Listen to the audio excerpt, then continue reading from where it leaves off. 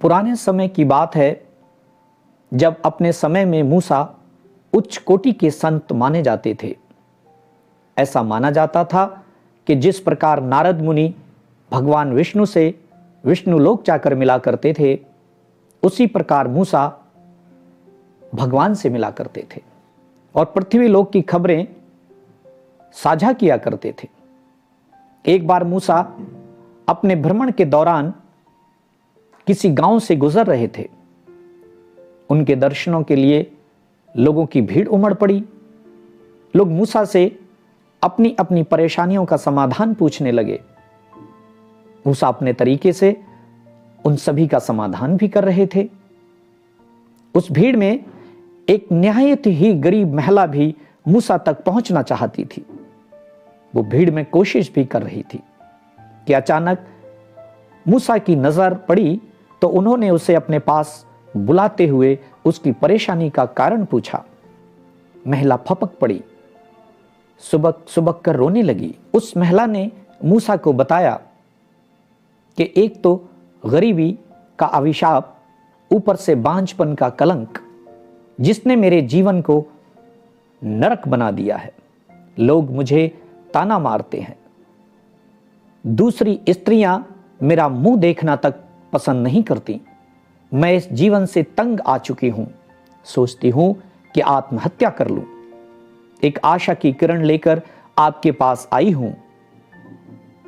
वो महिला झोली फैलाकर मूसा से याचक की भांति कहती है, कृपया बताएं मुझे संतान सुख मिलेगा या नहीं। मूसा महिला की बात सुनकर बहुत द्रवित हो जाते हैं। वो कहते हैं, आप दुखी ना हो, कल मैं भगवान से पूछकर आपको बताऊंगा, आपके प्रश्न का उत्तर दूंगा, आपको संतान मिलेगी या नहीं। मूसा वहां से चले जाते हैं। वे भगवान के सामने उस महिला के प्रश्न को रखते हैं और निवेदन करते हैं कि उस महिला को संतान मिल जाए, पर जवाब उन्हें विपरीत मिलता है। उस महिला के नसीब में संतान नहीं है, इसलिए उसे संतान नहीं मिल सकती। मूसा ने उस महिला का पक्ष पुनः रखने की कोशिश की। जवाब फिर वही मिला कि नहीं, उसके नसीब में संतान सुख नहीं है, इसलिए ऐसा नहीं हो सकता। मूसा मायूस होकर वहां से लौट आए और इस खबर को उन्होंने जानबूझकर काफी समय तक उस महिला से छिपाए रखा ताकि उसे और अधिक कष्ट ना हो। अकस्मात मूसा उस महिला को कहीं से जाते हुए दिखाई पड़ जाते हैं। महिला ने रोककर अपना प्रश्न मूसा से पूछा। मूसा ने टालने का प्रयास किया, लेकिन वो महिला नहीं मानी। तब मूसा ने उसके प्रश्न का उत्तर उसे बता दिया कि तुम्हारे नसीब में बच्चा नहीं है, तुम्हें संतान प्राप्त नहीं हो सकती। महिला बहुत मायूस हुई। उसने दुखी मन से कहा, ऐसा तो नहीं होना चाहिए। भगवान इतना निर्दयी नहीं है। भगवान को इतना निर्दयी नहीं होना चाहिए। मूसा बोले, धैर्य रखो बेटी।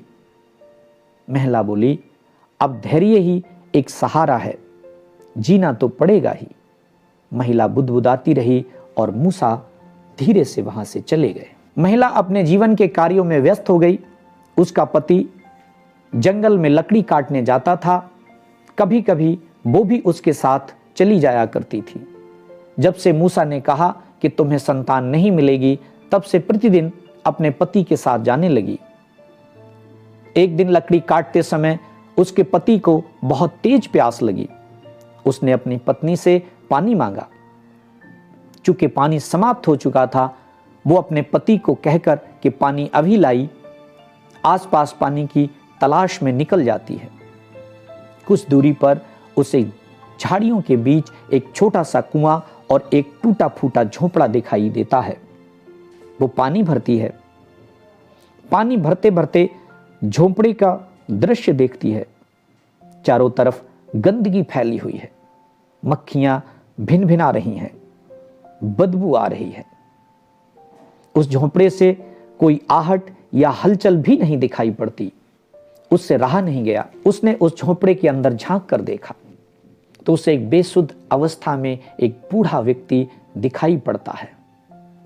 वो फौरन दौड़कर हड़बड़ाती हुई अपने पति के पास जाती है, उसे सब कुछ बताकर अपने साथ ले आती है। वहां वो साफ सफाई करती है, वृद्ध व्यक्ति को नहलाती है, धुलाती है, वहां का परिसर स्वच्छ करती है। वो वृद्ध व्यक्ति का परिचय जानना चाहती है, पर वो बोलते कुछ नहीं। अब महिला प्रतिदिन वहां आती है, उनकी सेवा करती है, साफ सफाई करती है, उनके भोजन की व्यवस्था करती है। धीरे धीरे उस वृद्ध व्यक्ति का स्वास्थ्य ठीक होने लगा। एक दिन वे बूढ़े बाबा ने उस महिला के सिर पर हाथ रखा और पूछा कि तुझे क्या परेशानी है। वो महिला रोने लगी। बाबा बोले, रो मत बेटी, तुझे क्या कष्ट है बता। महिला ने कहा, बाबा मैं निसंतान हूं, बस यही कष्ट है। बूढ़े बाबा ने कहा, जा बेटी तुझे संतान मिलेगी।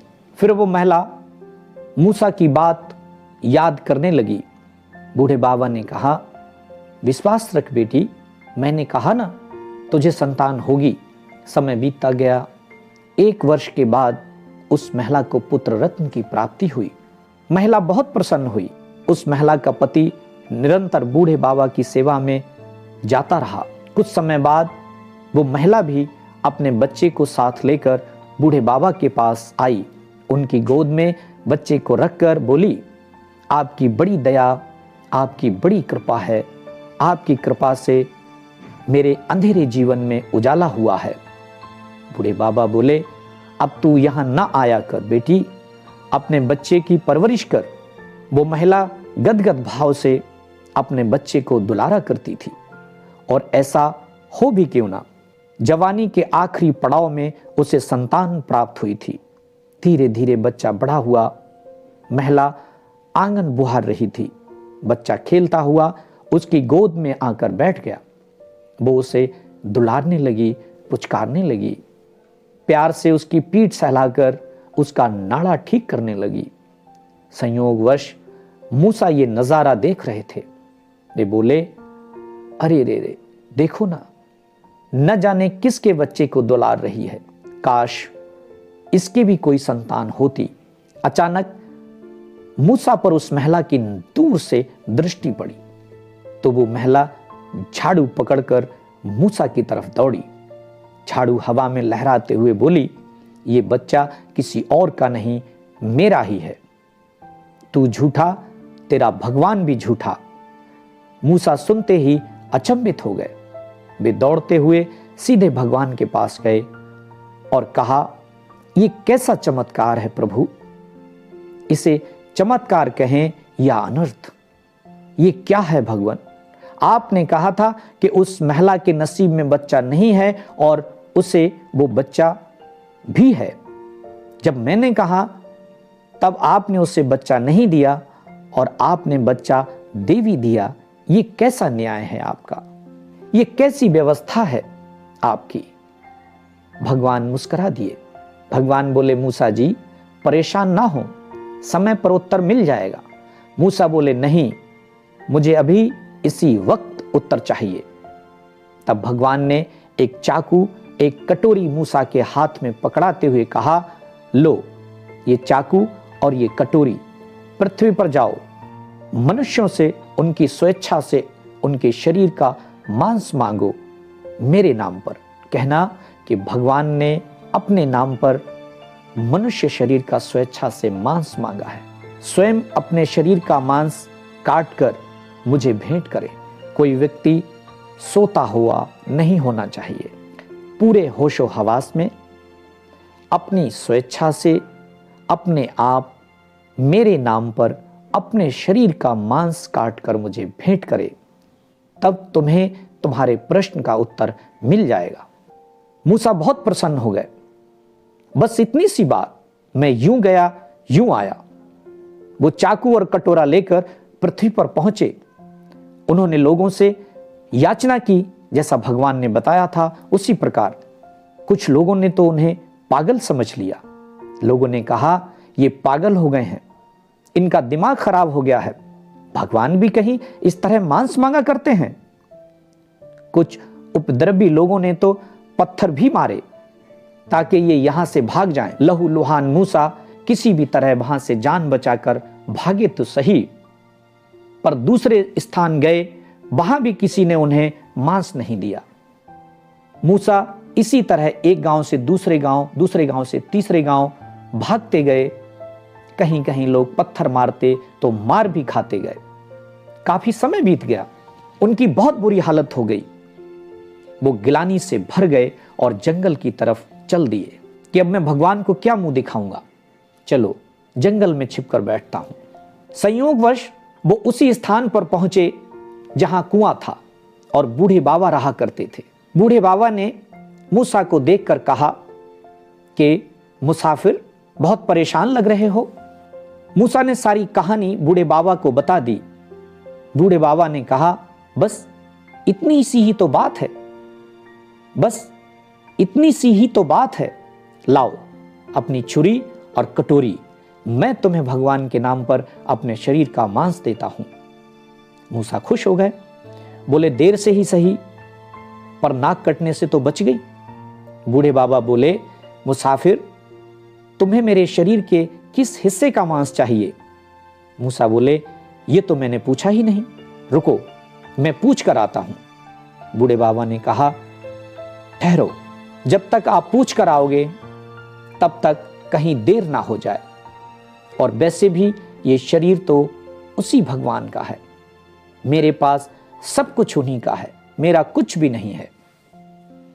और बूढ़े बाबा ने कटोरी और छुरी लेकर अपने शरीर के हर हिस्से से मांस का एक छोटा सा टुकड़ा उस कटोरी में रख दिया और कहा, ये लो मुसाफिर, ये तुच्छ भेंट लो और भगवान को जाकर दे देना। मूसा प्रसन्न होकर भगवान के पास पहुंचे, क्योंकि उनका टारगेट जो पूरा हो चुका था।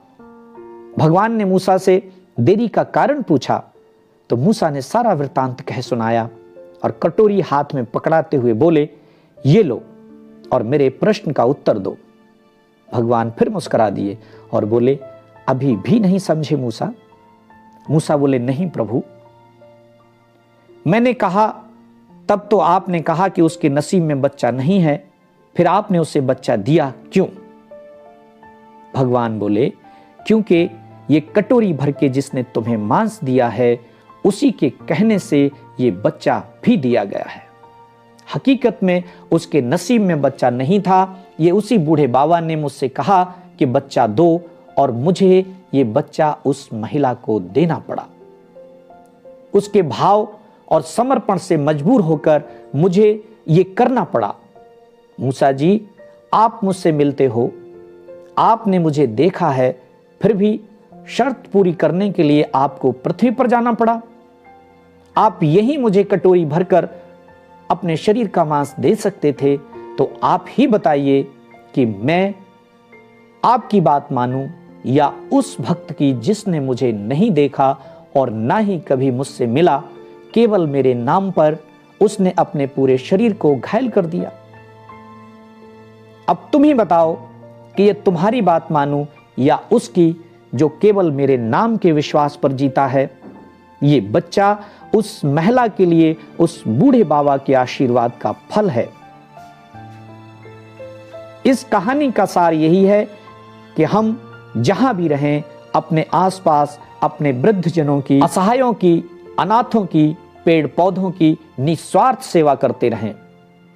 भाव शुद्ध और पवित्र रखें।